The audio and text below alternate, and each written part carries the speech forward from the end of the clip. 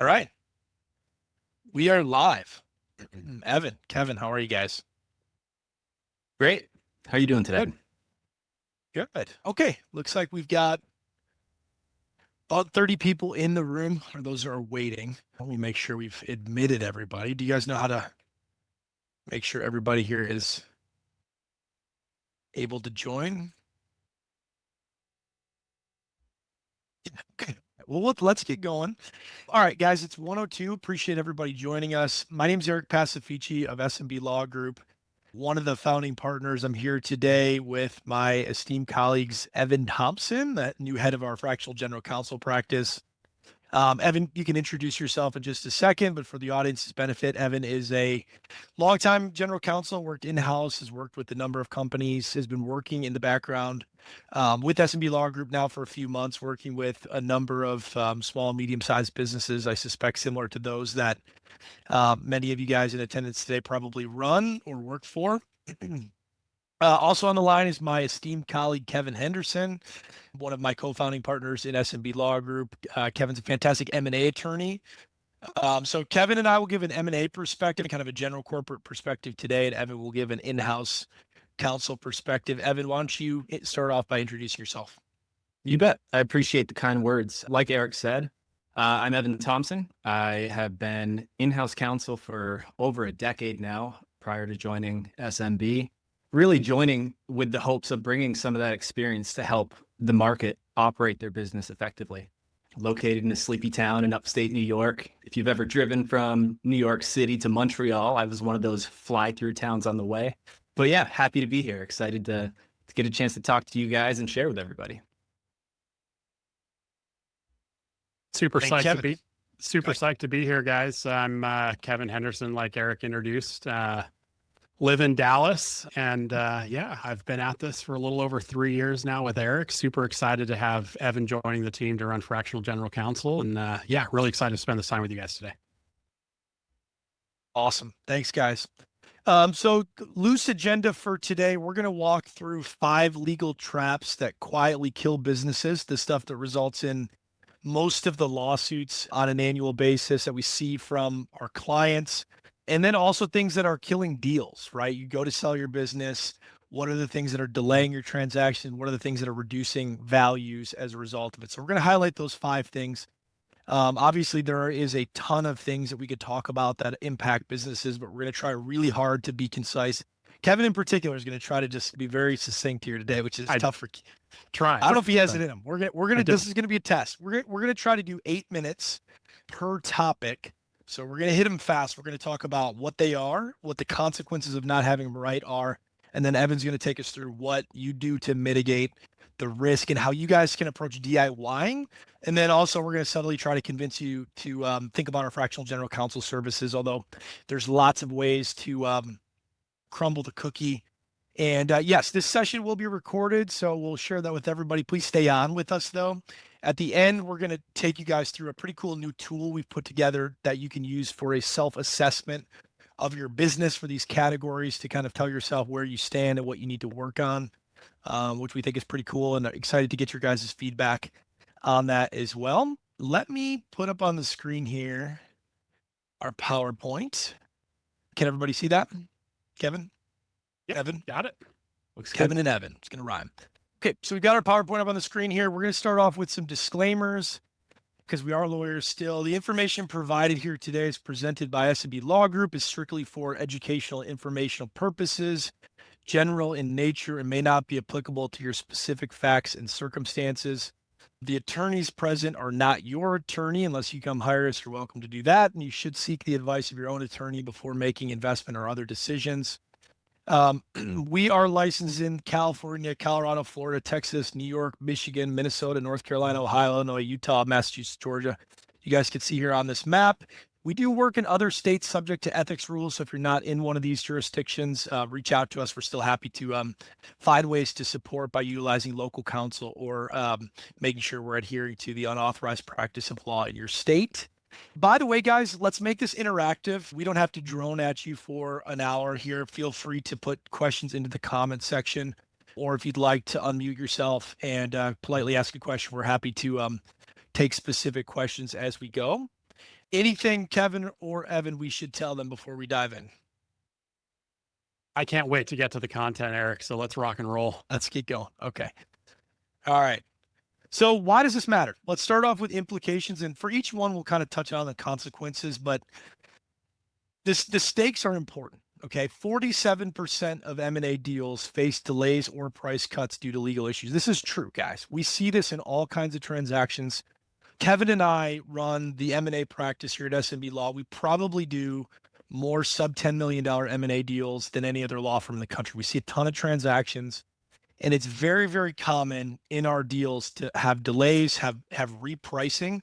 It's so common, in fact, that, I've had 2 conversations with clients today where I've said the same thing. We always see this. It's not always this, but we always see this. 50% of the time, these deals are being repriced or delayed.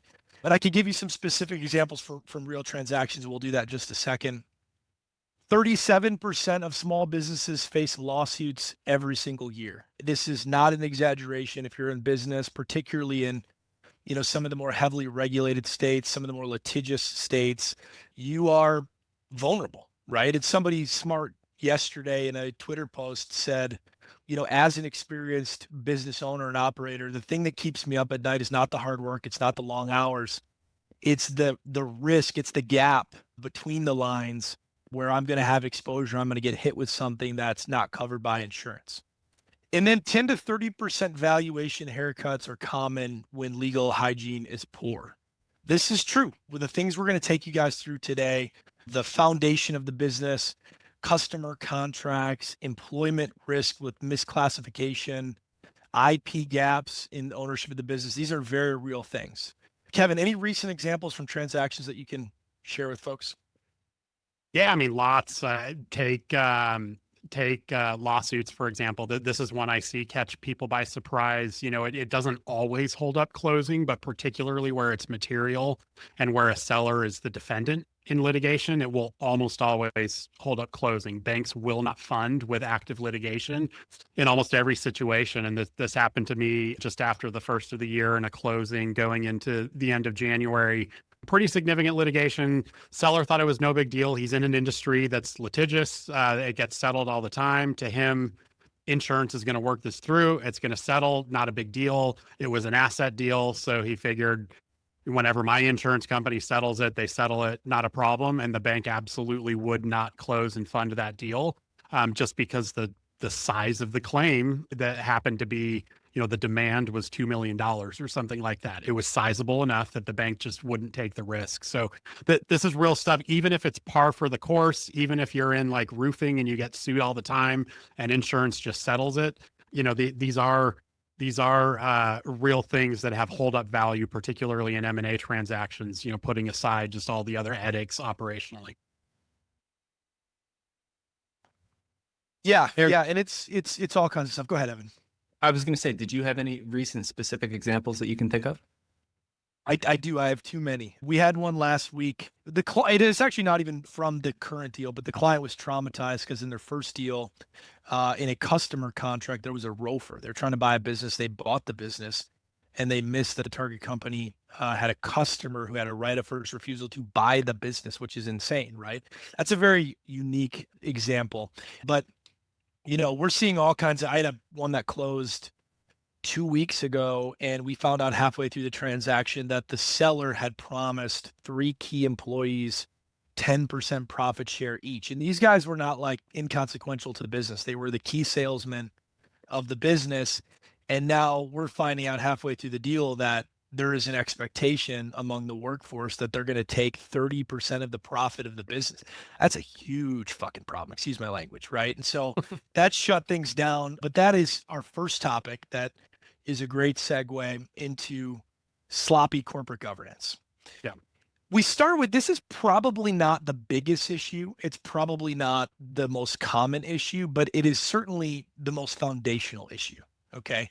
Because what is corporate governance, right? This is the foundation of your business. This is the fact that the entity has been properly formed.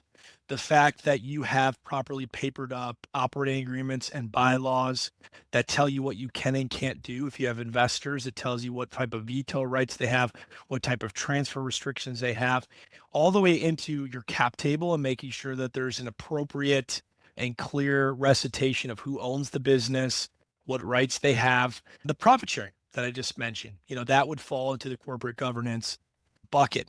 But why this is really important, guys, why this is the foundation is, why do we have business entities? Let's go all the way back to the very beginning. Why are you running your business through an entity and you're not doing it in your individual name?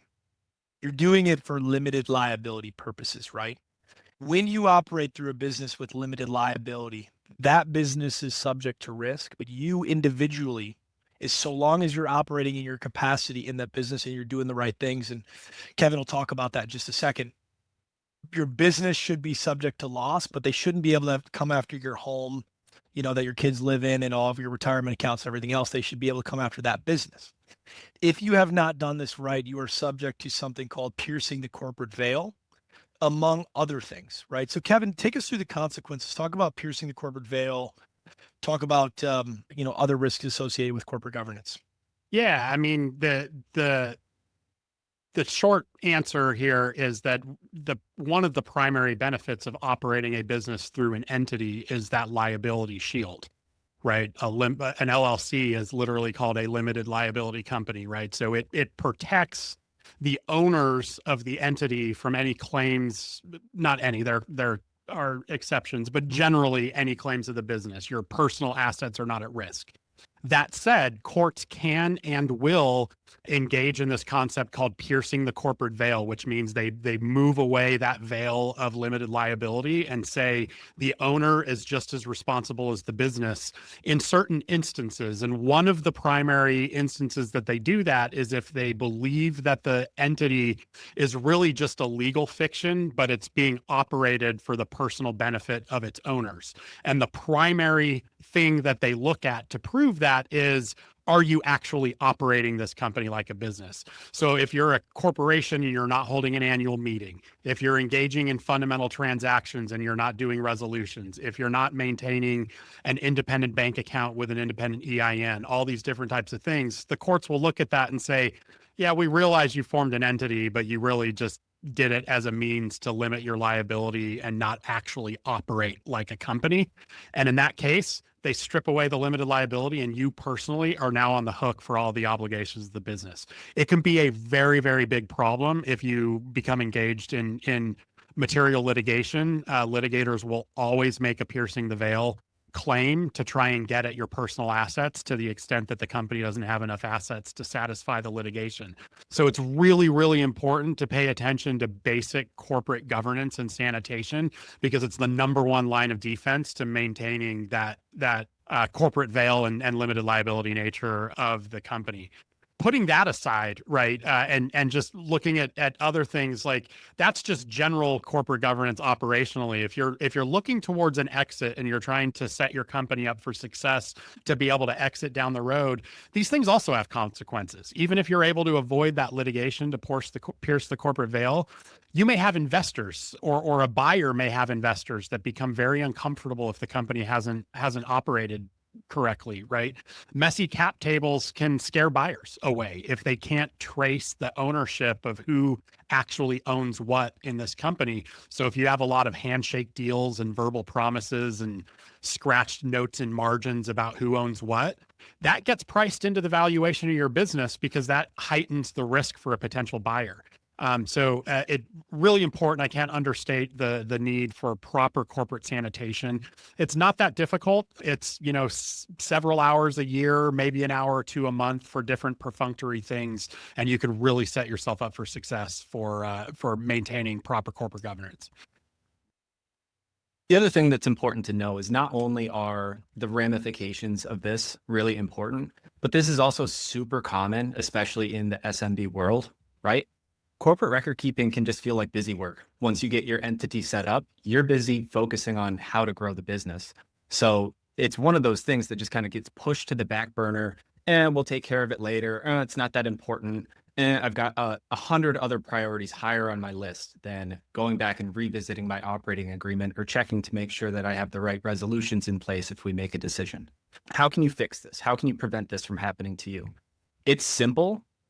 It'll be a little time consuming on the front end, but it'll be a one-time project that pays for itself. You just have to set aside time, whether it's on a slow afternoon or on a weekend or something like that, and gather all the corporate documents that you have, from the formation to the, your operating agreement, your bylaws, anything relating to equity. Gather it all, get it compiled in one place, and review them to make sure that they're accurate, up to date, and they actually match the way that you're operating your business. And then moving forward, have a simple template that you can use so that you can put resolutions in place as you're making these major company decisions. That'll save you time and effort down the road from trying to recreate all of these documents when the time arises. So, simple little homework project for you. This is a good place to start on a lot of this to make sure you're on solid footing with your corporate governance. All right. Should we take them to the next topic? Well, let's do a time check, because I promised them 8 minutes per category, and I think that one was about 10. So that's pretty good, guys. We're off to an okay start. Okay, let's move on to the next one. This one I think is probably the most common issue in acquisitions, and it's probably the biggest issue with the valuation and the quality of life, honestly, you have as an owner of a business. We're talking about contracts, right? What are most businesses comprised of, right? You go out and you buy a business or you start a business.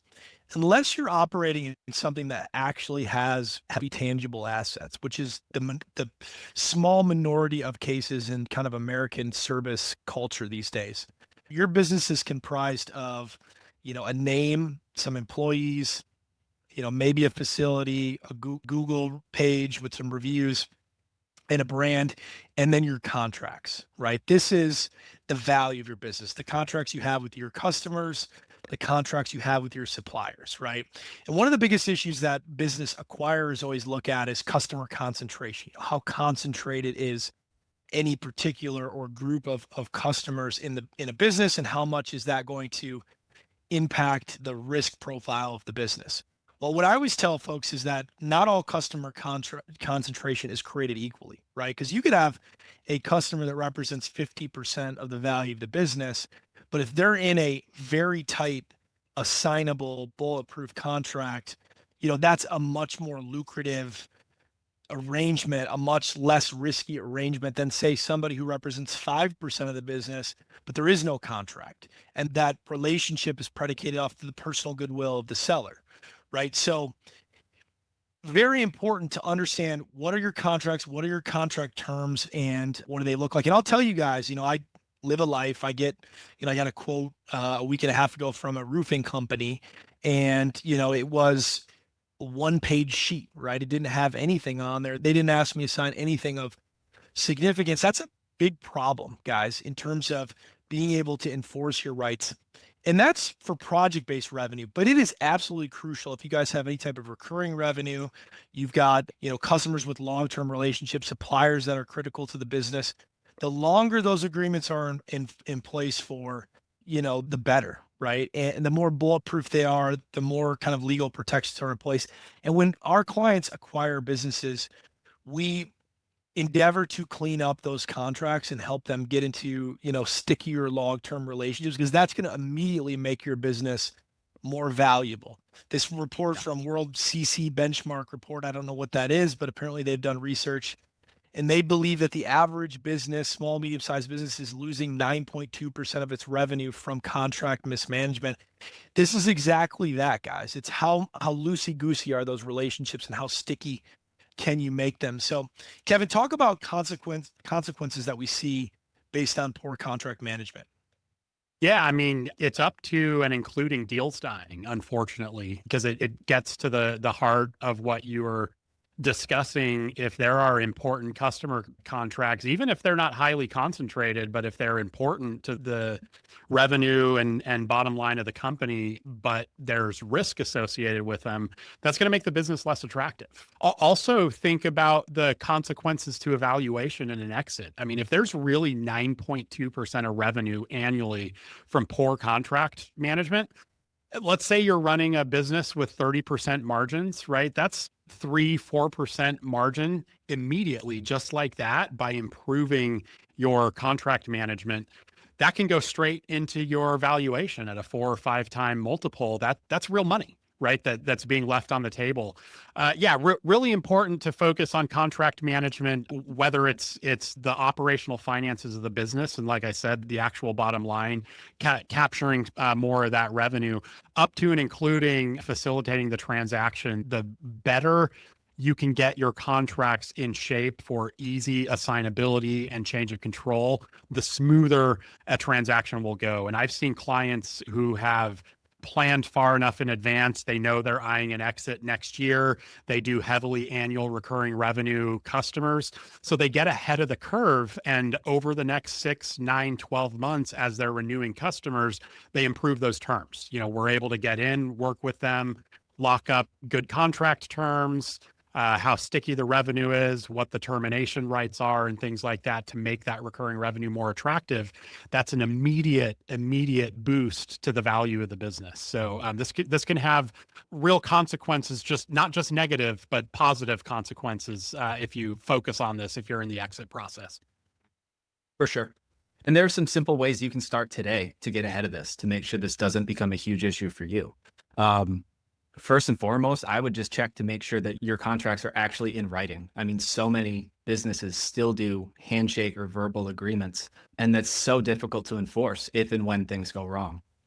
So if I was you sitting here today, I would pull my top 3, both customer-facing and vendor-facing contract, determined most important by however you want to.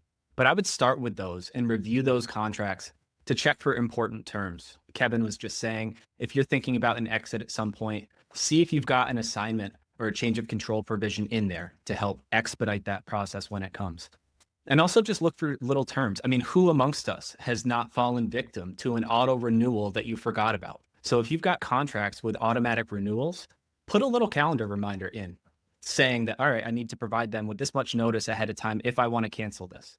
Simple things like that will help you manage these a little bit more proactively, will really help in the long term.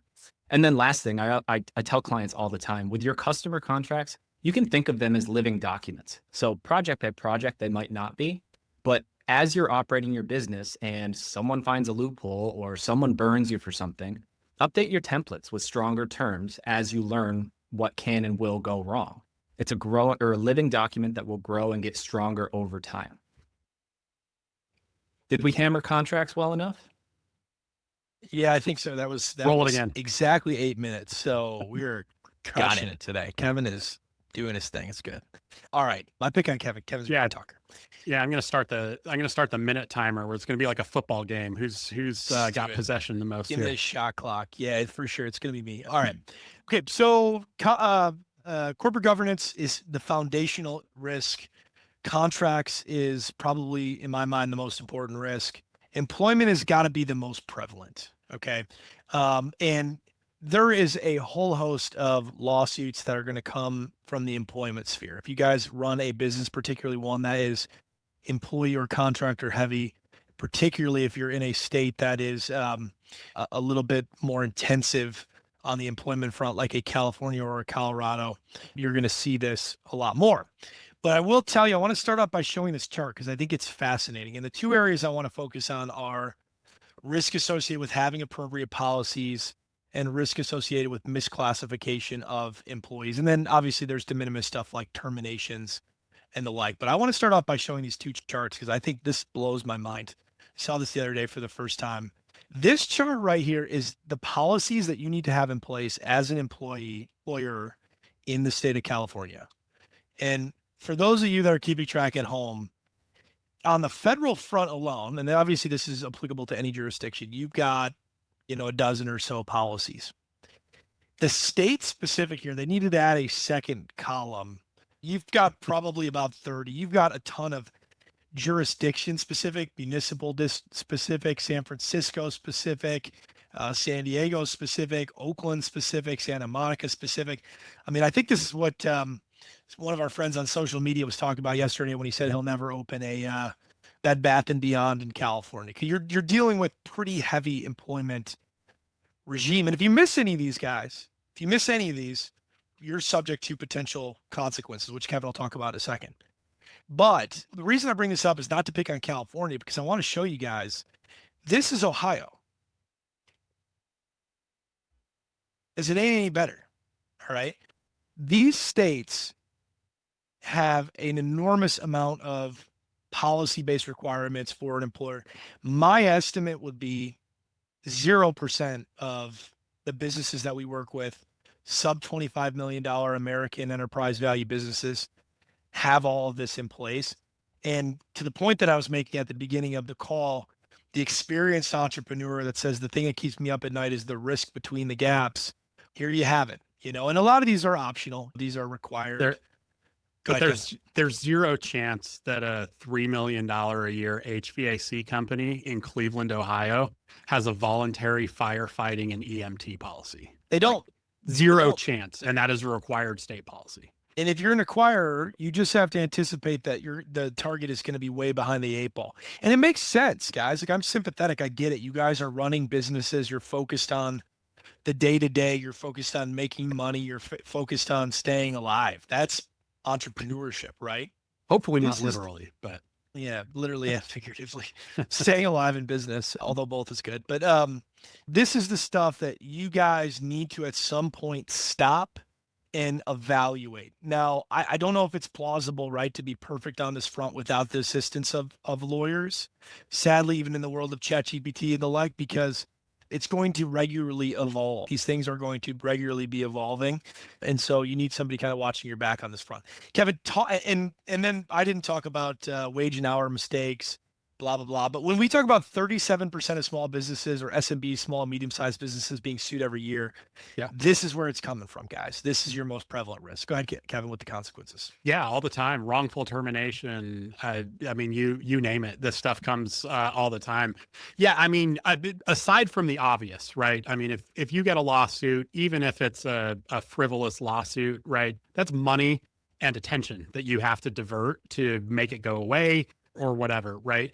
But putting that aside, if there's actual non-compliance, right, the risks go up even further, right? And we see that in places like employee misclassification issues. We see that in instances like these policies. There is an entire cottage industry of plaintiff side law firms that go around and do nothing but surf websites to determine whether or not your website is ADA compliant. And if not, they will serve you a lawsuit and they will browbeat you into a settlement and force you to make ADA compliant changes to your website. Like it's crazy, but this is a whole business cottage industry of law firms out there chasing this stuff. So if you're thinking like, come on, ADA compliant website policy, like who cares? This missing whatever policy in Ohio, who cares? This could have real consequences because if you get hit with one of these lawsuits or demand letters, it costs you real money, right? Real money, real time, real attention to make sure these things, are resolved. And if you are in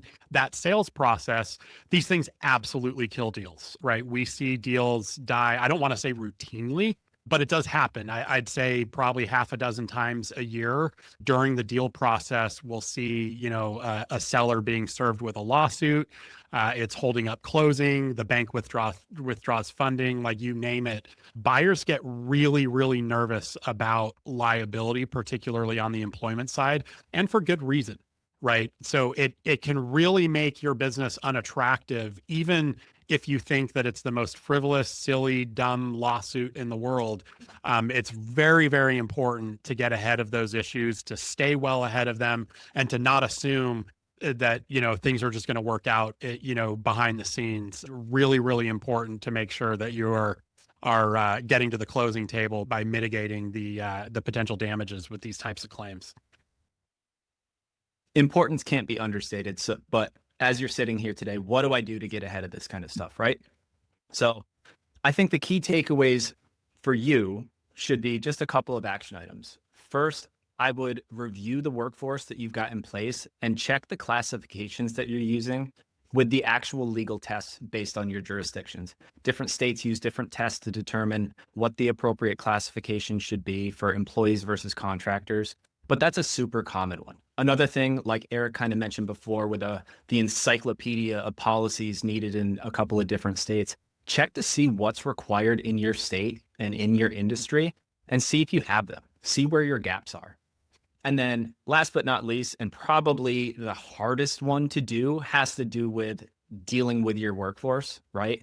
Like Kevin was saying, you can't prevent a frivolous lawsuit, but you can put yourself in a very defensible position by having strong documentation in place. So anytime that you have disciplinary actions or terminations, make sure you document what the reasons were. So you've got, valid justifications for whatever decisions you made, because that's going to be really the documentation that saves your butt if you do get served with some type of lawsuit after the fact. And then last but not least, stress the importance of this to any supervisors or managers that you have. Really hammer home how important this is to the business and try to provide them with some training or resources on, basic employment law compliance so that you can rest a little bit easier in the day-to-day, not worrying about what's going on in the background with the guys on the shop floor. Walking away, we could spend several different webinars just talking about employment law. But I think those would be the main things that I think about today if I was you. Those are some good walk away tactical items that you can start thinking about. All right, guys, we did that one in 8 minutes. So we're crushing this thing, guys. We're cooking. Very good. Great job, Kev. Great job, Evan. All right, moving on to the next one. So this one to me, obviously first one foundational, second one probably most common, contracts most important rather, employment most common. This one is going to be the most important if you have an IP intensive business. But even if you don't, your name, right, is intellectual property. Your little logo is intellectual property. If you're a plumbing company that uses a Yeti as your slogan or whatever, and that's IP that you're going to want to protect so that somebody doesn't open a shop up across the street and uses the same mark, right? So, and then that's just for the average SMB. But if you get into any type of actual tech related businesses, this then becomes the whole business, right? So if you're in tech, if you're in SaaS, if you're in any type of software, any type of technology, this is core. So it's everything from having invention assignments, right? If you have members of your team that are creating IP, making sure that IP has been properly assigned to the company. Guys, this is something that buyers are going to diligence heavily in your transaction. They're going to look at all of the IP and they're going to ask everybody to ask your team to assign the IP. Now you've put an employee in a position to hold your M&A deal hostage if they've some way contributed to the IP and they don't want to do it. Now the buyer said, I'm not taking a risk on buying IP that I may not actually own. Trademarks being filed incorrectly. And we see buyers walk in tech deals over these issues. So very important. Kevin, talk about the consequences of it. And then Evan, talk about how you remedy it. Yeah, no, absolutely. Like Eric said, one of the most valuable assets that you own in your company, arguably, consequences can be from minor to catastrophic, depending on how integral intellectual property is, the IP at risk is to your business, right? If it's critical IP and there's some sort of colorable claim, lien filed against it because there's some dispute, that could theoretically crater your business if you're talking things like in patents and important technology like that. But even if you're kind of your typical small business, home services or something like that, I had a recent example with a client where a local company in the same line of business spun up a new company with an almost identical name, very, very slight tweak to the name. And it did exactly what we believe they were intending to do. They were starting to get calls misdirected. People went and did a quick search thinking they knew the company name. that came up with a slightly like very related company name, but there was no trademark filed. They didn't have a formal filed trademark to argue with. And this company was actually diverting customers that thought they were hiring my client and instead was hiring this new startup. They were starting to hemorrhage business before they found out what was going on, and we were able to get in front of it and then start working on trademark protections and things like that. So it can have real operational impacts to not focus on protecting your brand. And then of course, the M&A context, buyers are going to be discovering all these same things. If they think that the brand recognition is at risk, then your business isn't as valuable as you want it to be, right? So really, really important to focus on intellectual property, because it can have not just hold up value on getting a deal done, but serious operational risk to your business. I actually have a funny story from a recent coffee shop deal. Believe it or not, very small Speaking my coffee shop language. deal in San Francisco. And I don't remember specifically what it was, but the buyer was buying a coffee shop, and the coffee shop had this line of espressos that they had been calling like the Mocha Lattezilla or something like that, that people loved, right? It was like their number one selling item. And they went to go sell the business to the buyer, and the buyer, who actually was a HBS law student, oddly enough, was the sister of an HBS law student, discovered that the gas station across the street had suspiciously started selling the same line of Mocha Lattezillas or whatever it was, and they hadn't trademarked the name. So they're like, we're buying your coffee shop because primarily all the profits are coming from this one particular item, and now the gas station across the street owns the mark for it. It can have implications for even the tiniest of businesses in the most Absolutely. obscure way. So anyways, Evan, tell us how you remedy it. It's put me in the mood for a mocha lattezilla, or what it's called. Yeah. So what can you do about it? I think first things first, I would check to make sure that you have invention assignment agreements in place with employees. This can either be in an employment agreement or it can be a standalone document. But basically what that's going to do is set out that any new idea or invention or whatever, anything of value created by an employee is owned by the company. Obviously, there's some exclusions for that if it's something that's truly unrelated, on the side, or whatever. But this will give you some good protection so that you don't get into any finger pointing after the fact if this proves to be a good idea. Similarly, with your contractors, check to make sure that your independent contractor agreements have work made for hire clearly spelled out, so that anything created by the contractor is something that you're paying for and you own as the business. Another common thing that I see is if you have IP that's owned by the founder, transfer it to the company, because that will prevent issues down the road if the company goes to sell. And then last things last, I would also think about if you do have any key trademarks or copyrights that you should want registered. Again, it's something that often goes overlooked as you're running the business, but you don't want your Mocha Lattezilla to get ripped off by someone else. So good things to think about. And those are probably the high level places that I would start. Just Evan, I for the feel like record, you get Pizza a lot of that- Friday is trademark pending. So Yeah. Evan would get a lot of that Mocha Lattezilla in his beard. That would be fun to watch. I would need a straw. Yeah, he'd be trying to navigate. That'd be tough. All right. Okay. Perfect, guys. Right on track. Thank you for that. So next one is maybe the most obvious. When you think about legal, you think about compliance gaps, unlicensed operations or expired permits, city-based permits, state-based permits, OSHA, HIPAA, data privacy is in place. Like Bullet 3 says, the government doesn't really give. I think about government related risk, environmental tax, regulatory, employment as being the biggest risks in business, because you're not opposite of your employer. You're opposite of typically a regulator, government, that doesn't care, has incredibly deep pockets, and their entire job is to make your life miserable, right? So major penalties, we see this a ton in Main Street, small, medium-sized business acquisitions where licensure is important. Very often, sellers don't think ahead. In most states, you can bring in somebody as your designated individual to hold a license to license a business. Like in Florida, if you've got a roofing business, you need a general contractor license. Well, that license can be held by one of your employees. If it's held by you as the seller and somebody comes along, now you got a big problem, right? Because you're effectively going to have to stay on in order for the business to be licensed, or you're going to have to now go find a new employee that's an RMO, yada, yada. Think ahead, guys. Find that RMO, find that license holder in advance of your sale. That way you can go to market and you can tell prospective buyers that licensure is not an issue. That's a big valuation boost. It's a big time saver. It's a complexity reducer.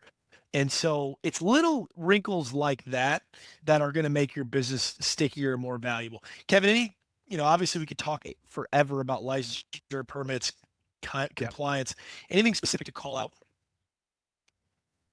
Yeah, I don't know anything specific other than just making sure that you fully understand your regulatory regime that you operate in, and to make sure that you're fully compliant. Again, not just operational risk, but also transaction risk if you're eyeing towards exit. It's pretty typical for buyers to do pretty robust diligence if it's a licensed business in compliance. Like you're not going to sweep things under the rug. You're not going to get cute with compliance things. Most buyers have very little appetite when they're personally guaranteeing loans to get cute with compliance, because the consequences could be catastrophic, up to and including a business shutdown, right? If you have a critical license pulled that you cannot operate without, you're shuttering your business.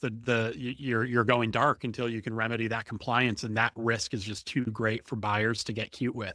It should be too great for you as an operator to get cute with. So really important to understand what is the regulatory regime, what is the licensing regime you operate under, and doing a good self-assessment of your compliance, making sure that you're not getting too aggressive in how you're licensing or operating in a way that could put your business at risk of a shutdown if you had a critical license or permit pulled.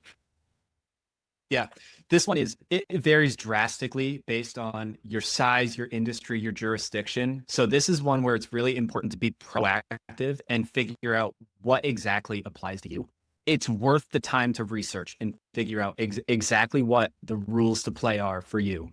And then similarly, I've mentioned this a couple of times, set some calendar reminders so that you can go back and review and make sure that you're up to date every year. It's something that's easy to forget. So a little reminder will help you stay on top of this. And similarly, like if you've got specific regulations or laws or whatever compliance issues that pertain to your business, set up a little Google alert so that if there are any changes to those specific rules, you get a little notification and you can stay on top of them.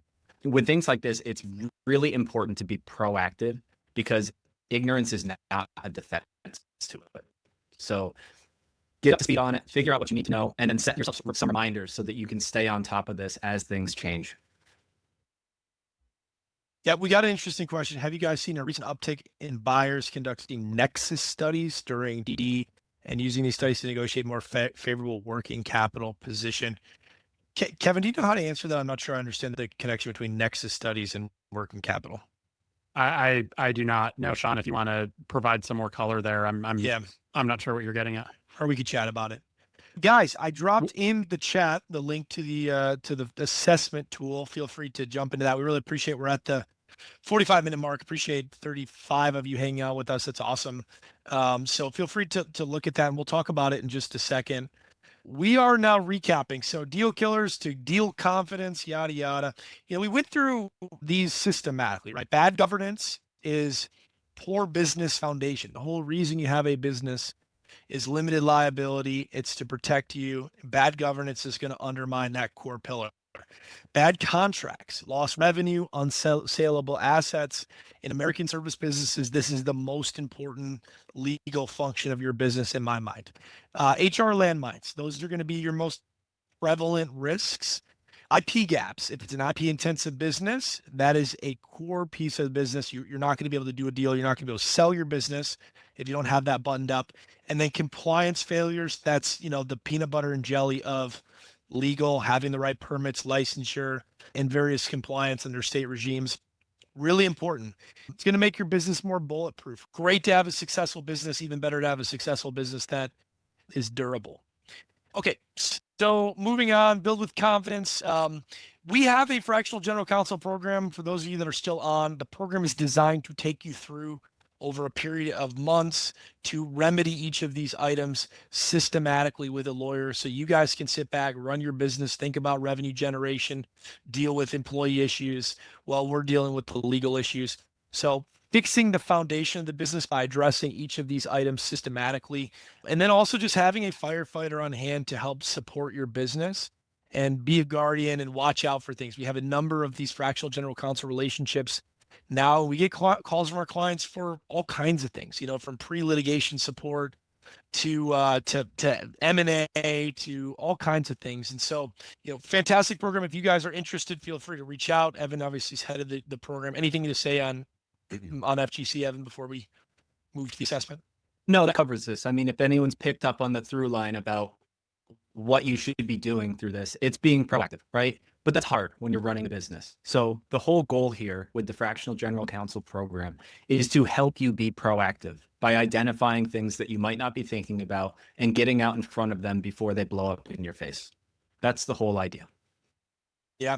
And it's designed, we've closed over $1 billion in deals now. We have a ton of clients are out there operating businesses like yours. These are lessons learned from those clients coming back to us and going, "Hey, Eric, I have an employment problem. Hey, Eric, I have a litigation problem. Hey, Eric, I have a, corporate governance. The contracts are terrible. Can you look at this contract for me?" And systematically addressing those real issues that business owners have had. So not theoretical, it's predicated in real experience. Kevin, anything to add? No, I think that's a great summary. Yeah. All right. Cool. I'm going to be a man of few words, and we can open the floor for some Q&A if we want, or... Yeah, let me just show them briefly the assessment. If you guys haven't logged in, feel free to jump in there. Simple questionnaire. I shared the wrong link because that's what I do. There we go. Oops, I did it again. It's like Britney Spears. I wasn't going to sing for everyone's benefit, but it did come. No, SMBgroup.zeit.so. I don't know what this is, but pretty cool tool, guys. Takes you through categorically each of those things that we just talked about. Has you address questions and then provides some resources as to how you address them. So check it out. Would love your feedback on that. Also, after you guys have had a chance to submit, please feel free to reach out to tell us what you think about it. With that, Kev, yeah, if we want to do Q&A, you guys feel free to unmute your line or drop a question in the chat. We're happy to address those.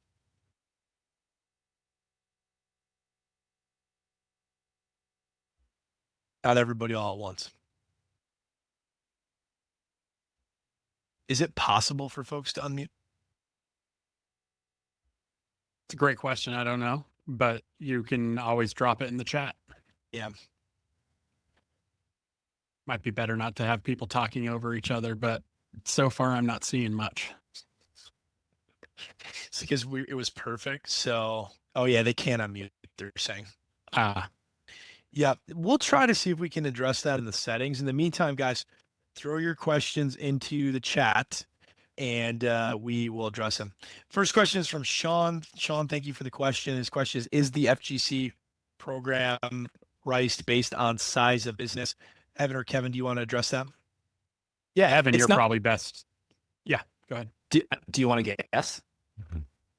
It's not so much based on size of the business. It's more based on the business needs, right? So I'm making it a point of trying to meet clients where they are, what their needs are, what their budget is, and provide the appropriate level of support. So this isn't a one-size-fits-all approach. Yeah. It also depends on your objectives too, right? We have clients right now, because we have a lot of these FGC clients right now. Some of them are like, "Hey, Eric, I just want you to basically be on call to make sure I've got some pre-litigation stuff. I've got this or that. I need somebody to call. I don't want to pay hourly every time I call you or take you to lunch. I want to pay a set amount per month. And then I want, to be a priority for you when I have stuff." Okay. That's great. We have other clients that are like, "Eric, I just raised a bunch of capital to scale this business and sell it in 3 to 5 years. And I need to make sure it's bulletproof and I need to build a legal infrastructure." And so for those clients, we're putting in place a roadmap to make sure that when they go to sell or IPO, that they're a really robust and legally compliant business. So it can really vary. When will we receive the seminar recording? We can make that available after this. I'm going to probably edit it to remove some of the ums and that's what I was going to say. Yeah. And I just tweaked the settings. So if there are additional questions, you should be able to come off mute now. Philip Rousey said, great call, guys. Thank you. Is SMB Law Group shifting the model to supporting existing owners preparing to sell, or will you remain supporting DD efforts for buyers as well? Yeah, great question. I mean, we still do as much M&A as we are doing, closing hundreds of deals. We're doing progressively more and more M&A and have built out our M&A team, systemized our M&A team. We're trying to be the absolute best at M&A, so we're working really hard at that. But because we've closed so many clients, guys, everybody's coming back to us going, hey, Eric, I need help with employment. I need help with contracts. I've got this litigation problem. I've got, all kinds of problems. And so we've had to build out the mousetrap on the back end to support our clients as well. We're also supporting sellers, right? Because if you think about that life cycle, you buy a business, and most of our clients have bought businesses. Some point they're going to be sellers. Many of them look me dead in the eyes and go, I'm never selling, Eric. I'm cash flowing this bad boy forever. And then they call me back like 12 months later, like, you got to be out of this.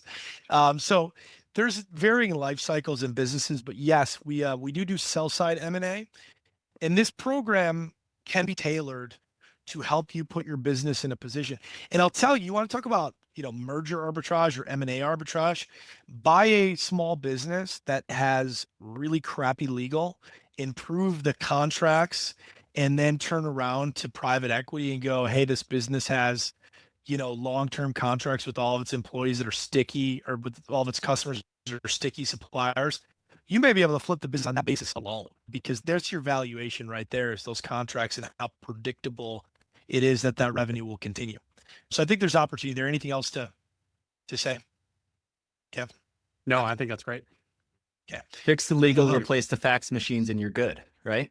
The fax, got to get that fax out. All right. What size businesses are these deficiencies essentially in the standard home service business using real estate broker who also does business sales, not just going to check 90% of the boxes? Where do you see the professional as a ramp up relate? It's all businesses though, right? Because buyers are going to get into, this is the problem, right? You go talk to a broker and the broker will go, yeah, the buyer came to me and I told him he was 6 to 12 months away from selling because he had to fix these 5 things. Well, those 5 things, guys, are all financial and management, right? They're like, you need to do this to your P&L, and you need to add a layer of management so it doesn't look so dependent on you, and then we can sell the business, right? Well, that misses all of the contracts, customer retention.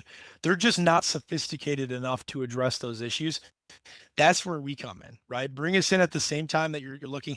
We can clean up all of those items. So then lease, right? Lease is a big one. You go to sell your business. SBA buyers in particular are going to need a 10-year lease for that business. If you already have that 10-year lease, that's huge. If you already have, if you have customer concentration issues whatsoever, you can demonstrate that those are tied to assignable M&A assignable or M&A change of control, contracts that are sticky long-term. That's going to help you address those issues and attract better buyers at a better multiple. And frankly, too, it's a matter of whether or not your business gets sold or not, right? Because the bank's going to see that concentration, and they're just going to say, this business is not bankable. Now you're selling a business on stellar financing instead of a bankable deal. If you've got that concentration under a contract, it may all of a sudden be bankable if you can make an argument to the right bank, right? So very important stuff. Do you handle family offices specifically looking for guidance on legal structures and creating SPVs for friends and family vehicles, deals, and investments from private? Great question, Matt. We do. We've got all kinds of clients. We have search fund clients. We've got independent sponsor clients. We've got micro private equity fund clients. We have family office clients. We have institutional clients, strategics, people who are doing M&A, and people who are running and operating sub $25 million businesses primarily, but some instances even larger than that make up our core business. We're just not litigating, right? We're not fighting. We're helping people transact, and we're helping people run businesses. This is where we're solely focused. But great question. Anything to add on that, Kevin? No. Evan? Perfectly said. This space does not belong in a courtroom. Judges would not vote too kindly on. I've been in courtroom twice in my life. One in law school, and it was pretend, and then the second one I did a pro bono adoption. And I was like this, guys, with my paper, like helping this little Canadian boy get it adopted. All right. Bailey, how should we think about state level employment compliance? Is it similar to taxes, where if I spend X amount of time working in various states, I have to file income taxes in those states? If I have employees working a certain amount of time in other states, but the home office is in Virginia. That is a very specific question, and I don't want that would require a long answer and more facts to get it right. So I don't want to answer incorrectly. So Evan, do you have a concise response to that? I think the 80-20 of it is if, your business has a home state, check the home state first while also being aware of where your employees reside and if there are any quirks or nuances to those different states. That's where I would start. But like you said, it's a complicated answers. Very complicated. That's where you can start. Yeah, foreign qualification, employees, and nexuses. Go ahead, Kevin. And I think what I would say there is the minute you do any business or have any employee crossing into a new state, it is important to be asking that, no matter how de minimis, to be asking the question, whether to your accountants or your lawyers, because states will also vary, right? If you're talking California, literally a client with revenue gives you nexus to the state where you need state filings. That may not be the case in some other state, right? So it can be very fact dependent as well, depending on the business, which states we're talking about. But it's important to know that it can be a pretty de minimis tether to that state. So the instant you're deriving revenue in a new state, sending an employee into a new state, even if just for the day to do a project, start asking those questions to get ahead of whether or not it arises to that level. And by the way, Bailey is an existing client. She's working with Jake and Norina. Oh, Or he, fantastic. Bailey. So if you're a he or she, we'll have to meet Bailey, but we'll get you connected with Jake and Norina to get that question answered specifically, and with Evan, because that's a very important thing to address if you're buying a, multi-jurisdictional remote operated business. And Rebecca, thanks for coming. Reach out. Would love to talk shop sometime about deals and life and yada yada. It'd be fun. Is said this stuff is better than piping hot pizza on a Friday night. I don't know about that, but thank you. Nothing is better than piping hot. Anyway, That's right. Any night. Okay. Cameron, I'm a CEPA providing owners businesses $30 million under exit planning and succession. Many of my clients have existing. What's the best way to bring SMB Law Group into the conversation? Evan, I'm going to drop my email into the chat. Shoot me an email. Let's connect. no, I'm going to drop my email first. Yeah. Damn it, you beat me. Yeah, and or just info@smblaw.group too for everybody's benefit. Happy to connect. I don't see any other questions, and we are at the 1 hour mark. So unless anybody has anything else, I would say we could probably adjourn. But we just dropped our contact information. Evan, throw your email into the chat. And guys, really appreciate you making time to be here with us to talk about legal. Obviously not the funnest topic in the world. Hey, Israel, how you doing? Amazing to see you as always. And if there's anything we can do to support and help, I mean, I say this to all of our client, all the people that I talk to, I mean it sincerely. Even if we're not the right lawyer for you, there's a lot of great lawyers out there willing to help in any way that we can. Love small business, love entrepreneurship. What you guys are doing is God's work in my mind. And so if there's anything we could do to support you guys, point you in the direction of the right lawyer, or give you guys some guides to help you get through whatever you're going through, we're happy to do it. If you guys are interested in the FGC program, reach out to us. We're happy to schedule a specific one-on-one call to talk about that, talk about your business, and see if there's a fit. So you can email myself, Evan, or Kevin on that. And again, we'll be sending Samir, thank you for the question. A reminder, we'll be sending the recording out to everybody on this call. And that's it from me. Kevin, Evan, anything else to say before we adjourn? Check out the assessment, see where you stand, highlight some areas for improvement.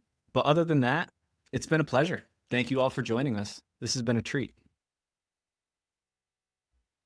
Kevin, any last words? Kevin's got last words. I know he does. What do you got, Kevin? I received now. All right. Thanks, everybody. Have a great day.